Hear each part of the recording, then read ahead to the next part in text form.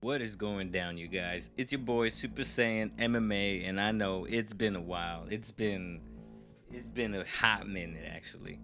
And before you start blaming me, YouTube came after me, hit me with like two strikes. I got like a bunch of videos flagged, had it removed, get taken down. And honestly, I was not about to lose my channel. I worked really hard to get up to 500 subs, and I know it might not seem like a lot, but to me, starting from zero, it's a lot. So, to everyone that's still there, really appreciate it. To anyone that's listening, I really appreciate it. Make sure you hit the like button and the subscribe button if you haven't yet subscribed. Now, what's hot? Glover Teixeira versus Jamahal Hill. Why did this fight come to be? Well, Jan versus Ankalaev was unfortunately a draw. Now, personally, if you ask me, I believe Ankalaev won that fight.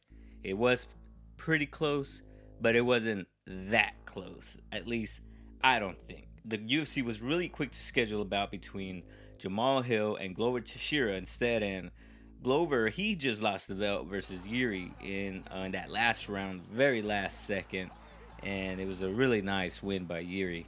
Unfortunately, Yuri got a shoulder injury and he decided to vacate the belt with the promise that when he returns, he gets to fight for the belt again. Which, you gotta give it up to the dude.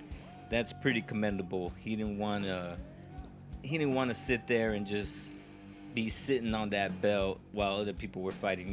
He did the right thing. He vacated it, but hopefully the UFC does him right and does give him that opportunity to fight for the belt when he comes back. So that went down. Glover lost the belt.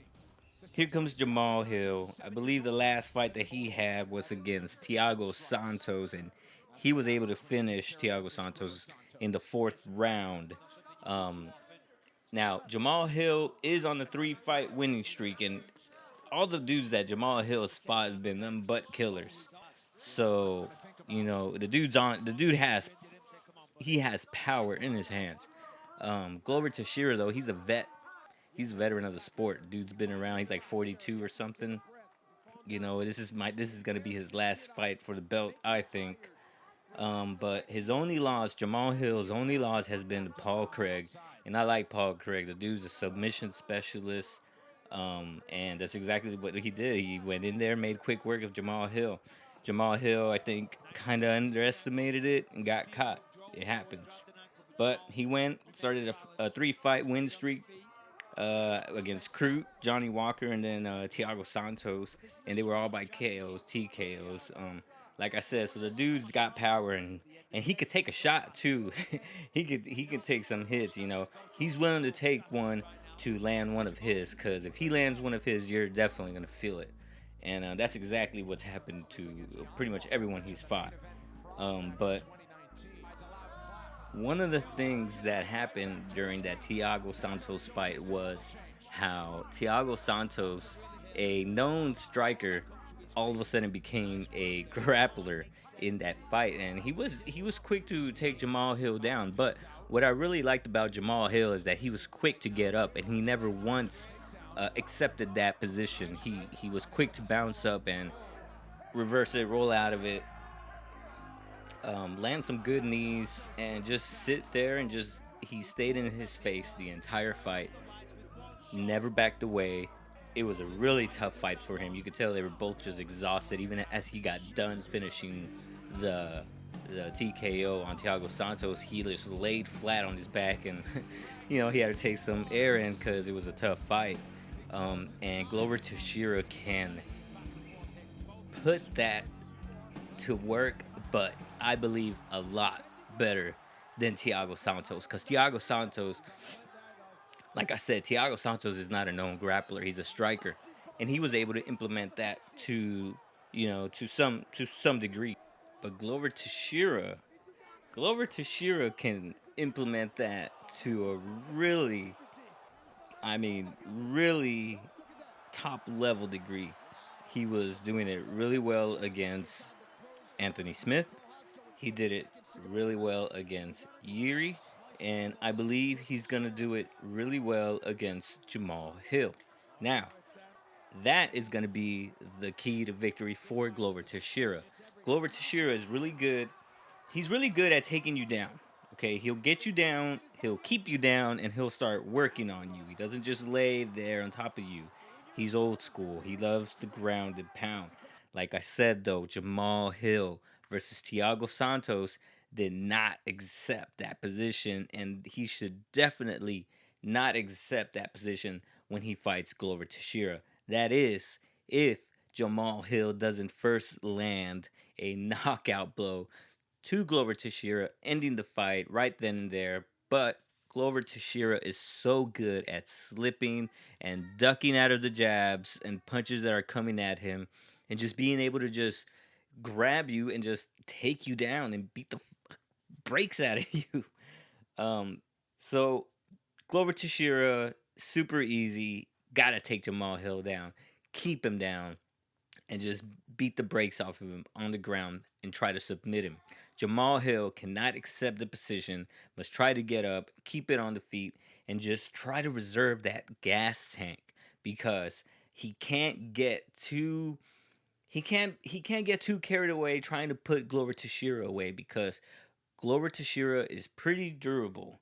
He's pretty fucking durable. He'll go in there and he'll weather the storm and then come back. I mean, just like I said, look at Anthony Smith versus Glover Teixeira in the first round. Anthony Smith is just firing away left and right, just throwing this, throwing that, just landing on Teixeira. And Teixeira was the one that just was able to was weather the storm and came out on top and beat Anthony Smith.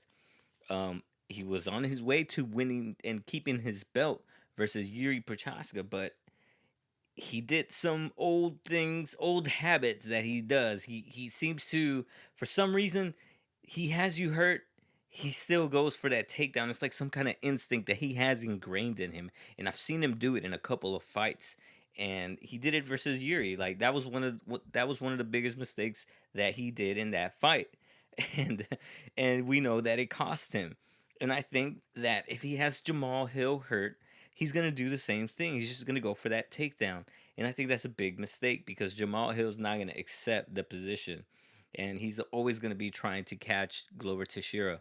So, my prediction, it's really tough because I feel like Jamal Hill does have it in him to put Glover Teixeira out and get that belt.